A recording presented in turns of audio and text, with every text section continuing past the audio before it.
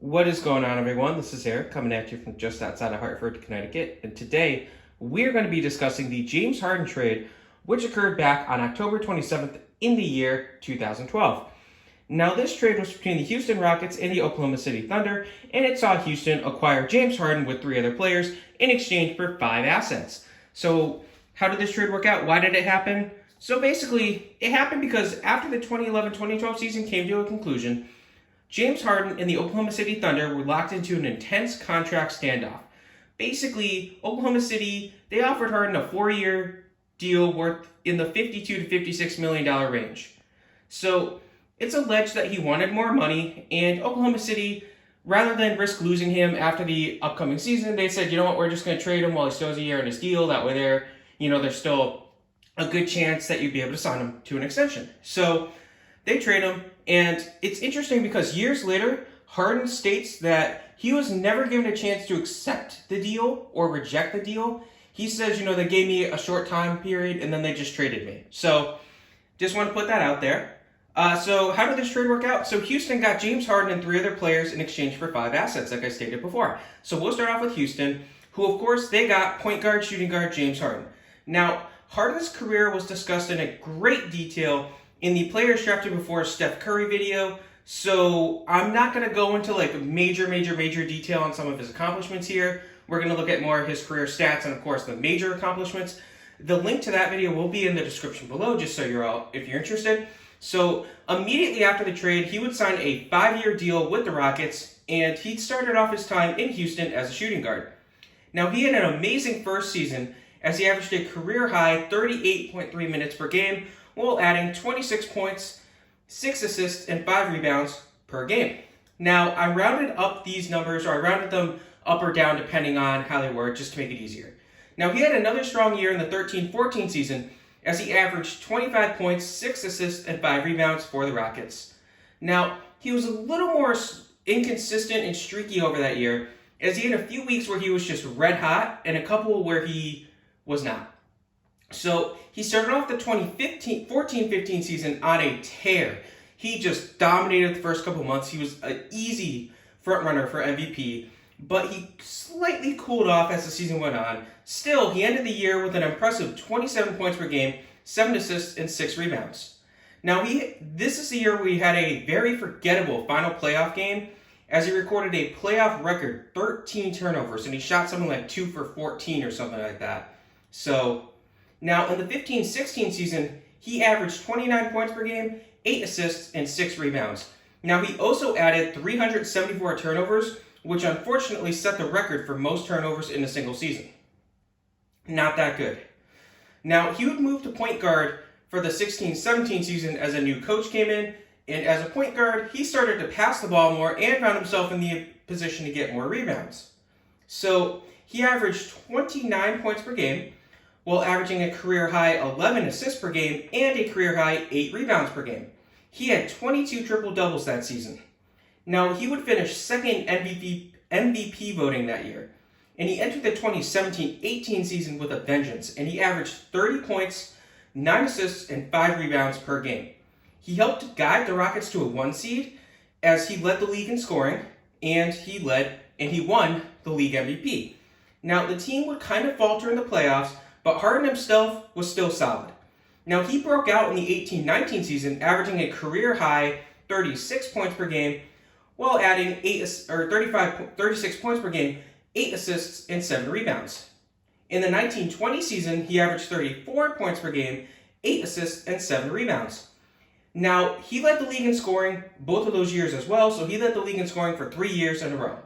Now, basically, after the 19-20 season, his coach and his GM both left the team, and it was clear that Houston was going towards a bit of a rebuild, so Harden kind of demanded a trade.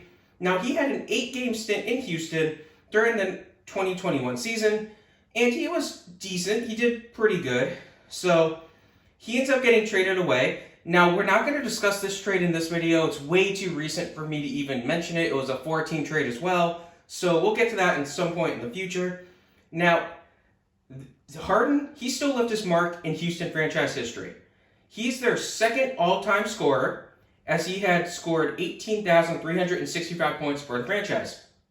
He averaged 29.6 points per game, 7.7 assists per game, and 6.6 rebounds per game over just over 8 years on the team.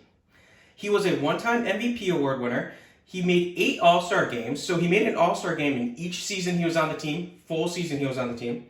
He was a 6-time All-NBA first team selection. He was a one-time All-NBA third team selection, and he led the league in scoring 3 times while leading the league in assists 1 time. Very good deal for Houston, but they also got 3 more players in this trade. So next we have shooting guard Daquan Cook. Now Cook, he appeared in 16 games for Houston, making a single start, but he had a very small role and he ended up getting waived.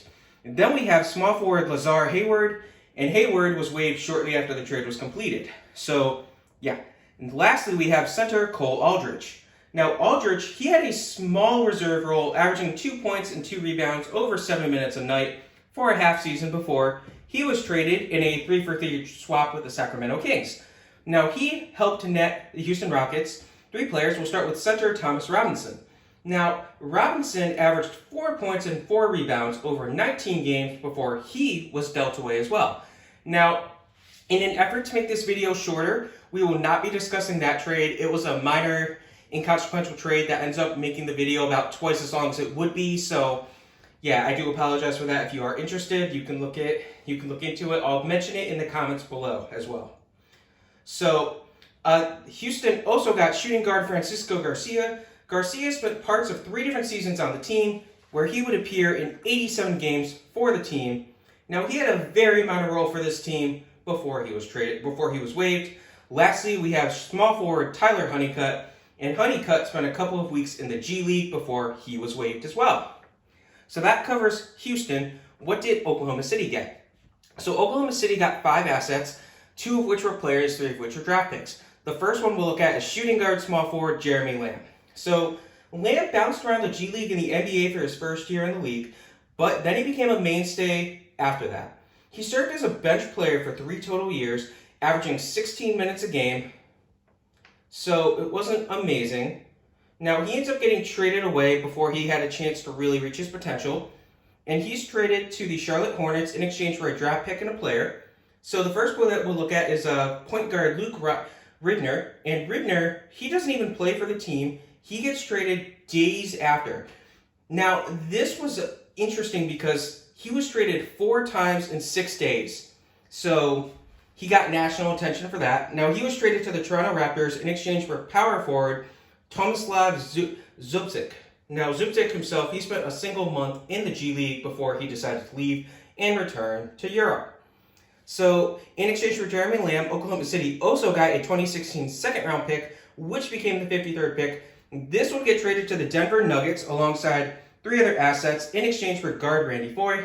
And Randy Foye helped guide Oklahoma City to the Western Conference Finals, but the team lost, unfortunately, and then he was still a decent bench piece over that run, but he would walk as a free agent.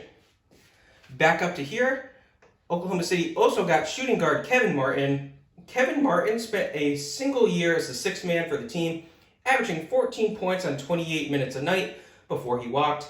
Then you get a 2013 draft pick, which would become the 13th overall. They would use that to select center Steven Adams. Now, Adams became a starter near the end of his rookie year, and after that rookie year, Adams spent 6 years as the starting center for Oklahoma City, and he was pretty good. His best year was the 18-19 season, where he averaged 14 points, 9.5 rebounds, 1.5 assists, 1.5 steals, and a block per game. Now, overall, Adams averaged 9.8 points, 7.7 rebounds, and just under 2 defensive stats a game. Of course, defensive stat is grouping steals and blocks together. So he ends up getting traded. Now, this trade may be a future video. I may just include it with Harden 2.0. I'm not sure. It's just way too recent for me to do that. He was a one-time NBA All-Rookie second-team selection. Then you get another 2013 pick. This was a second rounder, which would be the 32nd overall pick. With that, Oklahoma City would select shooting guard Alex Abrinas, and Abrinas appeared in 174 games over 3 years for Oklahoma City, mostly serving as a reserve before deciding to leave the team and go back to Europe. Lastly, we have a 2014 first-round pick, which would become the 21st overall selection. With that pick, Oklahoma City would go with power forward Mitch McGary, and McGary appeared in 52 games as a backup over 2 years. Now, he is one of the more disappointing players in the past decade, I would say. He failed a few drug tests, and this led to his release. And it was just, he had a lot of potential, but he just couldn't stay clean. So that covers the two main teams, Houston and Oklahoma City. How did the other teams involved do? We'll start with the Sacramento Kings. Now, they would get center Cole Aldrich, and he would see his role increase slightly over 15 games in the Kings organization before he walked as a free agent. We also have power forward Patrick Patterson. Patterson, over parts of 2 seasons, he appeared in 41 total games for the team, starting 9 of them. He averaged 8 points and 5 rebounds, and then he ends up getting traded away. We will not be discussing that. Lastly, Sacramento also got point guard Tony Douglas, and Douglas averaged 6 points with 3 assists in a bench role over 22 games before he left as a free agent himself.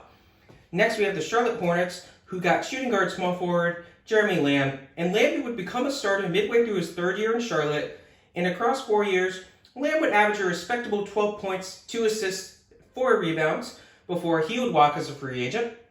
And then we get the Raptors, who got point guard Luke Ridner, and Ridner, he ends up getting released before the season even began, so he did not play a single minute for the Raptors.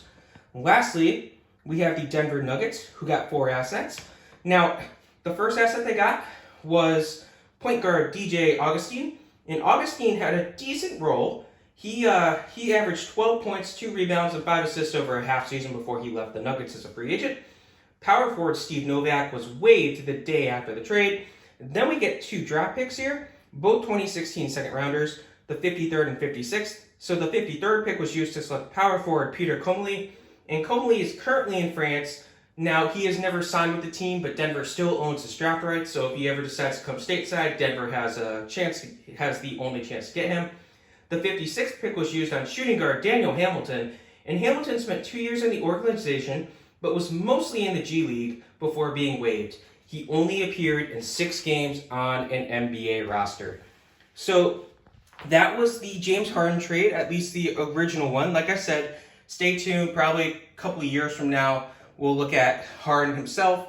Obviously, Brooklyn, who had gotten him recently, they fizzled out in the playoffs. They lost in the second round of the 2021 playoffs, but we'll have to see what happens. Hope you guys enjoyed this trade. Have a good rest of your day.